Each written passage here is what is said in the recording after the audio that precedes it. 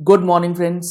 GST platform के YouTube channel में आप सभी का स्वागत है। जीएसटी के अंदर अब जो आपको नोटिसेस देखने को मिलेंगे वो आपके रजिस्ट्रेशन और उससे रिलेटेड जो पेनल्टीज हैं उसको लेकर के ऑफिसर्स जो हैं वो अब एक्शन ले रहे हैं। जुड़े रहिएगा इस वीडियो के एंड तक ताकि आपको भी जीएसटी के अंदर दिया गया ये जीएसटी का नोटिस किस पर्पस के लिए है और ऐसी गलती आम तौर पर लोग जो है वो कर रहे हैं। यहां आप देख पा रहे हैं एक मैंने नोटिस ओपन किया है। 21 दिसंबर 2022 के डेट का ये नोटिस इशू किया गया है under rule 19 read with section 125 of CGST and SGST act 2017।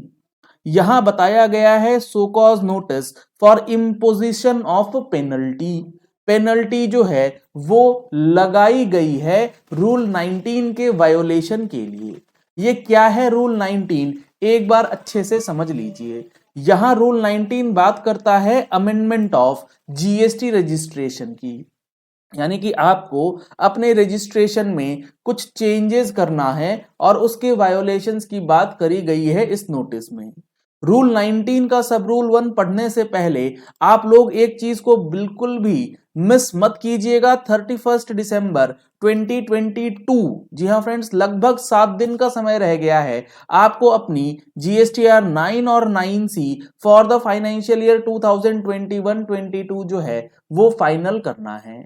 अगर आप लोगों ने अभी तक जीएसटीआर 99C का फाइलिंग नहीं किया है तो आप उसका सेशन परचेज कर सकते हैं हमारे मोबाइल एप्लीकेशन से। लिंक आपको वीडियो के डिस्क्रिप्शन बॉक्स में मिल जाएगा या फिर दिए गए नंबर्स पे कॉल करके व्हाट्सएप करके भी आप इस सेशन का डिटेल्स ले सकते हैं। साथ ही साथ जीएसटी और इनकम टैक्स के लिए जो मंथली अपडेट्स के लिए मैगजीन प्रोवाइड की जाती है उसका सब्सक्रिप्शन भी आप ले सकते हैं। तो जल्द से जल्द अपनी बुकिंग्स जो है वो करवा लीजिए क्योंकि जनवरी एडिशन में काउंसिल मीटिंग का एनालिसिस आपको मिलने जा रहा है।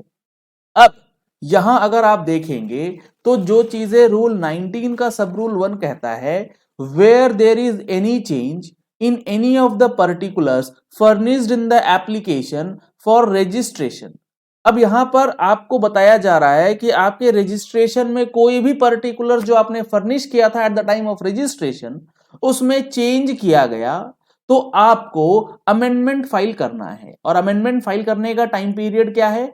Either at the time of obtaining registration और यूनिक आइडेंटिटी नंबर और as amended from time to time the registered person shall, ये मैंडेटरी क्लॉज है, within a period of 15 days of such change. जिस दिन वो change हुआ उसके 15 days के अंदर आपको क्या करना है? एप्लीकेशन सबमिट करना है ड्यूली साइंड और verified through the electronic verification code, और वो सबमिशन होगा REG 14 के अंदर। और उसमें आपको डॉक्यूमेंट्स जो हैं उस चेंज से रिलेटेड लगाना पड़ेगा।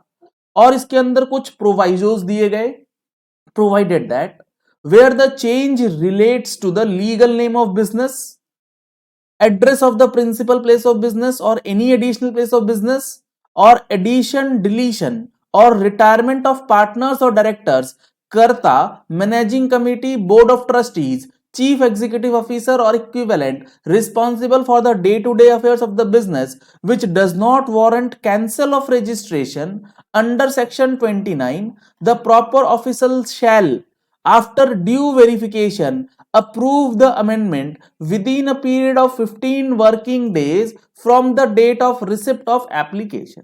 यानी कि ये 3 पर्टिकुलर्स के अगर चेंजेस हैं तो ये कोर फील्ड होंगे और इसको प्रॉपर वेरिफिकेशन के बाद ऑफिसर, प्रॉपर ऑफिसर जो हैं वो अप्रूव करेंगे या रिजेक्ट करेंगे विद इन 15 वर्किंग डेज, जब आपका अमेंडमेंट एप्लीकेशन फाइल हो जाता है।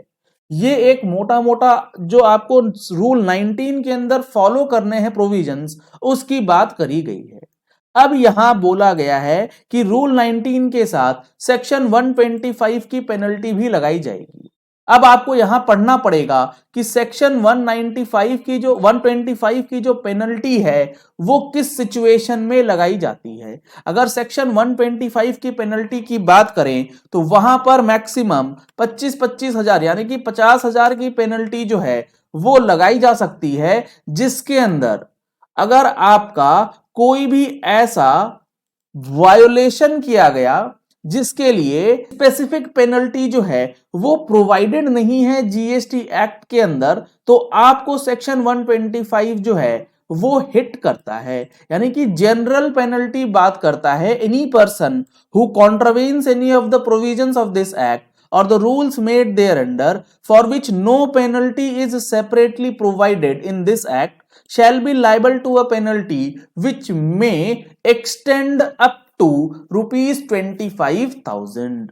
तो यहां पर 50,000 रुपए की पेनल्टी के लिए एक्शंस जो है वो इनिशिएट किए गए हैं रूल 19 के वायोलेशन के लिए, क्योंकि यहां लिखा गया है based on the reasons mentioned it appears that you have committed an offence और an act of omission under section, जो कि आपको ऊपर टेबल में बताया गया है of the act for which you are liable to a penalty. Now therefore you are directed to show cause as to why the penalty should not be imposed for non compliance of the above mentioned provision। तो यहां पर अब आप अगर इस तरीके की गलती करते हैं, यानी कि आपको अपना कोई भी रूल या फिर कोई भी क्लॉज फॉलो नहीं करते हैं, तो उसके लिए पेनल प्रोविजंस जो हैं एज एप्लीकेबल अंडर सेक्शन 125 अगर जनरल पेनल्टी की बात आती है तो वो यहां पर लगाई जा रही है प्रॉपर ऑफिसर्स के द्वारा।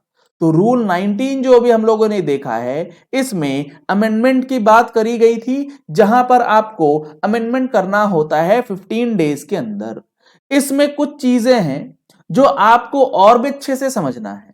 वो ये है कि जब आप अमेंडमेंट फाइल करते हैं तो अमेंडमेंट फाइल करने के बाद अगर आपका अमेंडमेंट रिजेक्ट होता है तो आपको जो भी रिजेक्शन के कारण है उसको करेक्ट करने के बाद अमेंडमेंट करना ही मैंडेटरी है। अगर आप नहीं करेंगे तो ये एक्सक्यूज आप नहीं ले सकते हमने फाइल किया था, रिजेक्ट हो गया तो हम क्या करें, ऐसा नहीं होगा। आगे इसमें लिखा गया है the change relating to the sub clause 1 and sub clause 2 of clause A in any state or UT shall be applicable for all the registered person। यहां पर कुछ प्रोसीजरल चीजें दी गई हैं कि आपका जो भी अमेंडमेंट है यानी कि लीगल नेम ऑफ बिजनेस से हो या address of principle of business से हो, तो यहां आपका जो डायरेक्टर्स और कर्ता के चेंजेस हैं वो एक पैन पे जब चेंज होगा तो पैन इंडिया बेसिस पे वो अमेंडमेंट जो है इफेक्टिव किया जाएगा। Where the change relate to the any particulars other than the specified in clause A, the certificate of registration shall stand amendment upon submission of the application in REG 14। यानी कि जो ये 3 clauses दिए गए इसके अलावा आप कोई भी अमेंडमेंट करते हैं और जैसे ही आप अमेंडमेंट एप्लीकेशन डालेंगे वो अमेंडेड रजिस्ट्रेशन मान लिया जाता है। तो कोर फील्ड अमेंडमेंट के लिए आपको ये चीजें ध्यान में रखनी है। जीएसटी एक्ट और रूल्स के थ्योरेटिकल और प्रैक्टिकल एनालिसिस के लिए जीएसटी का बैच स्टार्ट हो रहा है 15 जनवरी 2023 से। अगर आप इस बैच का हिस्सा बनना चाहते हैं, जीएसटी सीखना चाहते हैं, तो आप ज्वाइन कर सकते हैं। डिटेल्स के लिए आपको नंबर्स स्क्रीन पे दिए गए हैं, इन नंबर्स पे कॉल करके व्हाट्सएप करके आप जीएसटी बैच की डिटेल्स भी ले सकते हैं। तो यहां पर काफी बड़े स्टेप्स अब जीएसटी ऑफिसर्स जो है वो ले रहे हैं, चाहे वो अमेंडमेंट से रिलेटेड हो, रजिस्ट्रेशन और रिटर्न से रिलेटेड, तो काफी सारे नोटिसेस ऑलरेडी चल ही रहे हैं। लेकिन यहां पर अमेंडमेंट का जो ये चक्कर है ये भी काफी खतरनाक स्तर पर अब यहां चेक किया जा रहा है। नया सब रूल 1A कहता है कि कुछ भी कहा गया हो सब रूल 1 में, any particular of the application for registration shall not stand amended with effect from a date earlier than the date of submission of the application in REG 14। यानी कि जिस दिन आपने REG 14 डाला है उससे पहले की डेट कभी भी नहीं मानी जाएगी आपके अमेंडेड रजिस्ट्रेशन के लिए। तो अब आप लोग इस चीज को समझ लीजिए कि रूल 19 के लिए भी अब सेक्शन 125 जनरल पेनल्टी 50,000 की लगाई जा रही है। तो ये काफी बड़ी चीज आपको समझने पड़ेगी। चलिए इस वीडियो को यही एंड करते हैं। आशा करते हैं आपको ये पॉइंट क्लियर हो गया होगा कि रजिस्ट्रेशन और उससे रिलेटेड जो अमेंडमेंट है उसमें किन चीजों का ध्यान रखना है। Thank you and have a nice day.